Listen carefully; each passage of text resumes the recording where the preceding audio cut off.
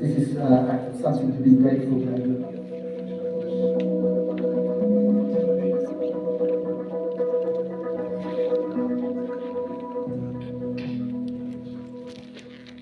This project is about sustainable tourism, and the idea is to circulate best practices. All participating countries tell a story, and they share it with all the other countries. I think this is a way to increase the knowledge about sustainable tourism and to help to grow it.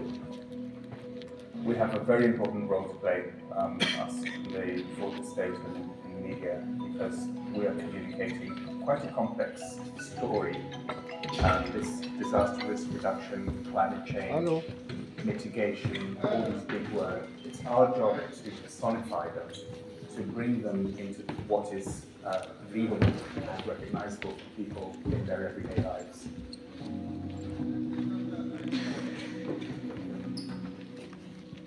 During the past few days, we have been watching rough cuts from all participants. So each participant brought their phone, and we watched them, we discussed them, we collected feedback, and we instructed our directors and authors how to finalize it.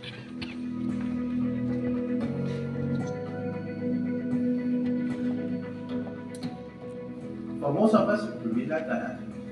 To be more focused on the real issue, making it more realistic. And this is also what I said before the introduction. This is the human face we need.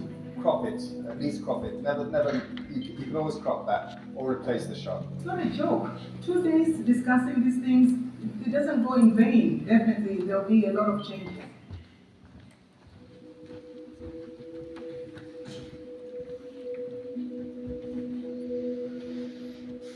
I was able to see and meet other producers and see how their projects were done, and I'm able to understand how to develop better my future stories that I would create. I didn't know what was happening in Indonesia. I didn't understand what was happening in Nepal. I didn't understand what was happening in Pakistan. And of course, for me too, they didn't understand what was happening in Tanzania. So definitely with this kind of exchange program, definitely we've been able to share and understand what is really happening in our own countries. It's truly a highlight of my life. And I feel very honored to be here. I learned a lot of things within these few days. I gained a new perspective about things, about stuff, and also about the ideas and concept of sustainable tourism.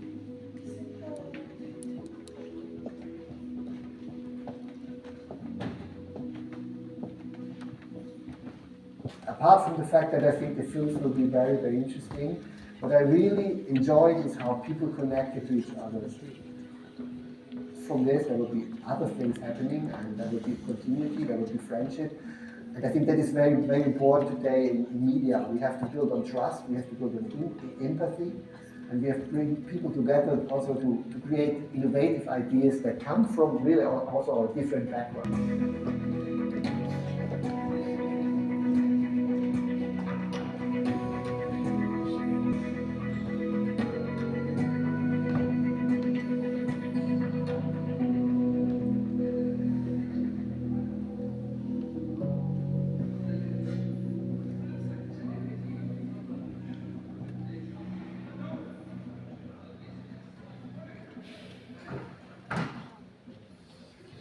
To make this happen, to make this kind of project happen, I think broadcast associations are crucial.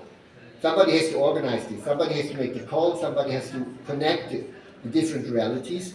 And let me come back to where we started, where Safed started. I think it needs a political will and an awareness why documentaries are important.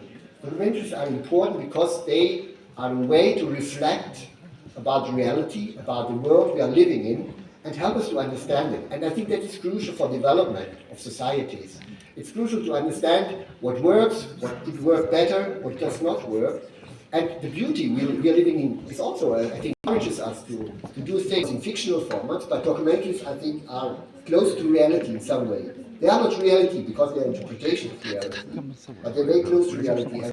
To explain the bridging for co-productions and financing. It was very, very interesting, especially the last part, that showed us that you had to have different perspectives on one topic beyond tourism and beyond the topic you have treated actually. Thank you very much. حبيب جست قبل ما نعطيك الكلمة للأستاذ فريدريش كلوتش بأن الندوة المبرمجة لهذا اليوم في هذه القاعة ستكون عن التعليق الرياضي في الوطن العربي مدرسة أم مدارس وستنطلق مباشرة بعد الحوار. شكرا. Mr. Klutsch. Thank you very much. Assalamu alaikum. This is my third time at ASBU. It's always a pleasure being here. And thank you for the invitation to speak today. So we have seen how Dr. Dieter can work under the roof of Deutsche Welle, of a big brand that is operating worldwide. We saw how Markus succeeds in bringing together people and financiers to make these beautiful projects. With me you have someone who's been in the business for 40 years, in the media business, and I would like to share with you some tips, some recommendations, how you can survive in this business for such a long time. Now when I started consuming media, or Dr. Dieter to support, but then you have a product, and how do you make this product stand out? This is a big problem once it comes to marketing and distribution, and I would like to share a few hints of how you can successfully market your project.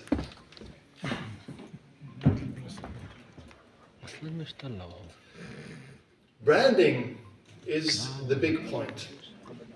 When you start a project right in the development phase, you should think about a good title. I love looking into history to find solutions for my world today, for my life, for the future. I think we all need to look into future to find we will find similarities to our world.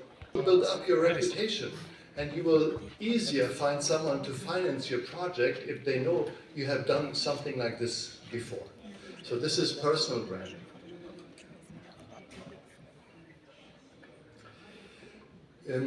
You can use a presenter, a host in your films, in your series. And this will give it a continuity as well. This is a brand. So this is another option.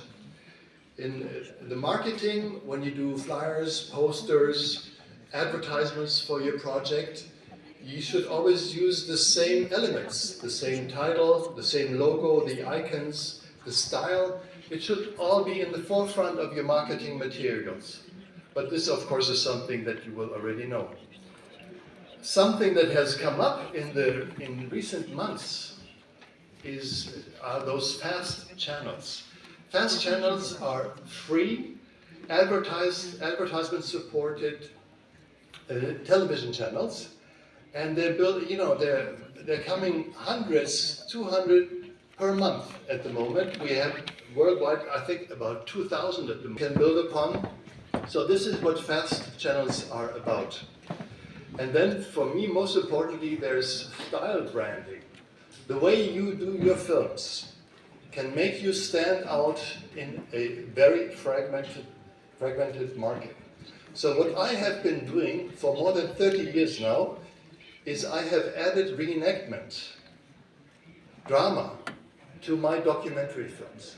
So you will find experts, you will find documentary research, you will find stock footage, archive, you will find documents and maps, the real thing.